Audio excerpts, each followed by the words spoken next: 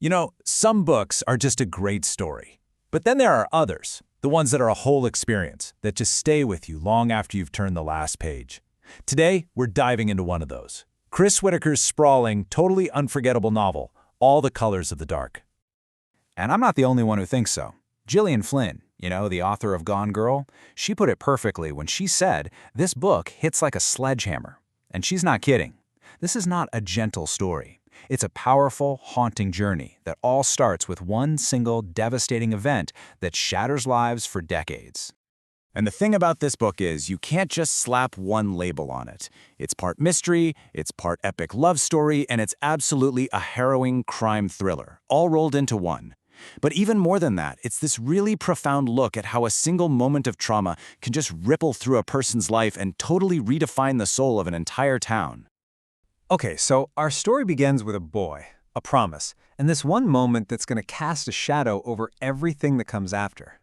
So meet Joseph Macaulay. Everyone calls him Patch. He was born with only one eye into a pretty tough life. So his mother gives him this incredible gift, an identity. She tells him he's a pirate. And like the book says, this little bit of fiction, it helped dull a reality that was just too severe.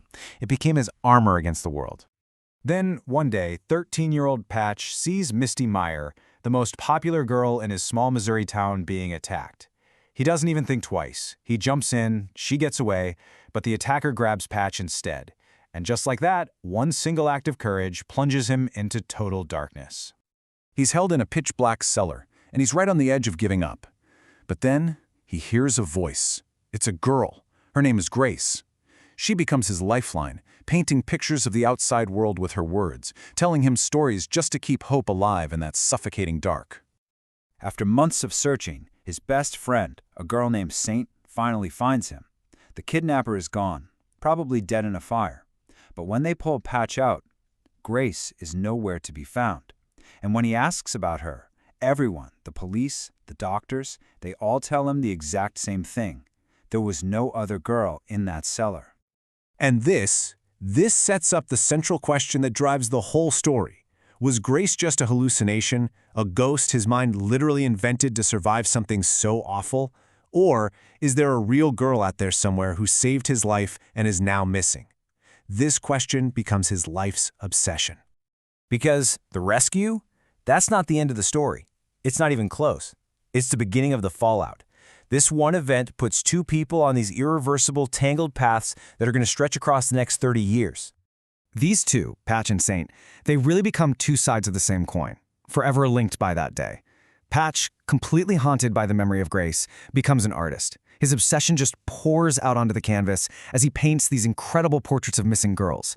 And Saint, driven by this fierce, protective loyalty, she dedicates her life to the law, eventually becoming police chief, always trying to solve the mystery and, honestly, to keep Patch safe. And what I think is so brilliant here is how his art becomes more than just a search tool. It's his way of dealing with his trauma, of turning that terrifying darkness into something he can touch, something beautiful. His paintings, which are filled with the images Grace described to him, become super valuable, and he uses all that money to turn his private obsession into a very public quest. And this mystery doesn't get solved quickly. This novel is a true saga.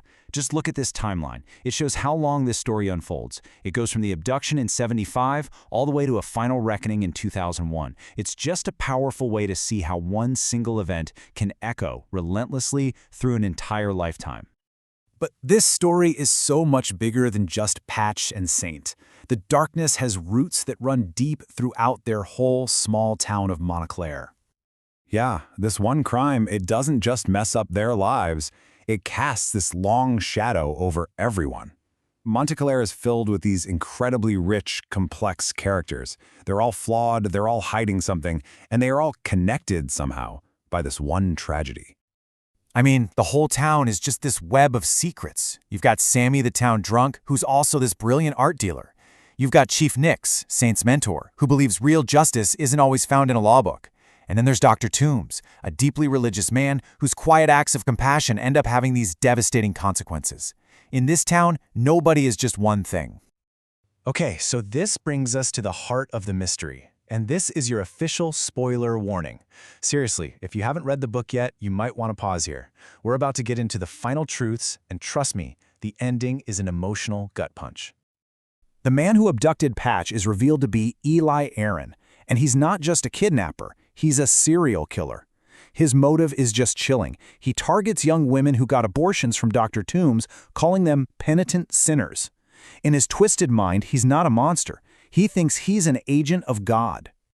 And now, for the answer to the question that has defined Patch's entire life. Was Grace real?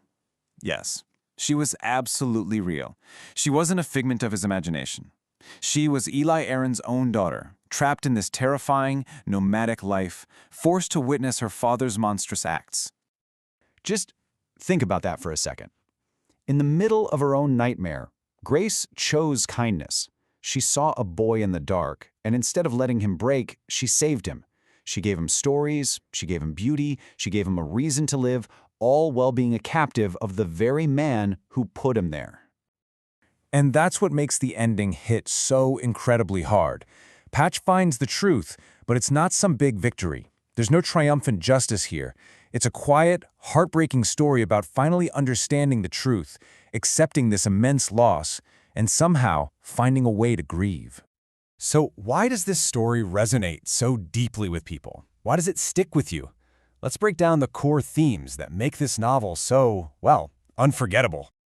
For me, the power of the story really comes down to three big ideas. First, just the sheer endurance of love, which you see in Patch's lifelong devotion. Second, the cruelty of what you might call ordinary violence. The killer isn't some monster in the shadows, he's a neighbor, which is way more terrifying. And finally, the book just completely redefines what closure really means. It's not about happiness, it's about the peace that comes from acceptance and just honoring a memory.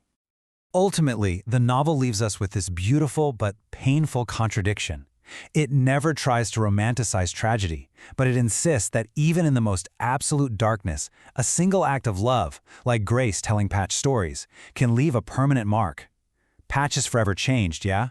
Forever broken in some ways, but he does finally find a measure of peace. And that leaves us with this final question to think about. Patch dedicated his entire life to finding a girl he could never save. Was that a tragedy? A wasted life? Or was it the ultimate testament to the incredible, enduring power of love and hope, even when they're born in darkness?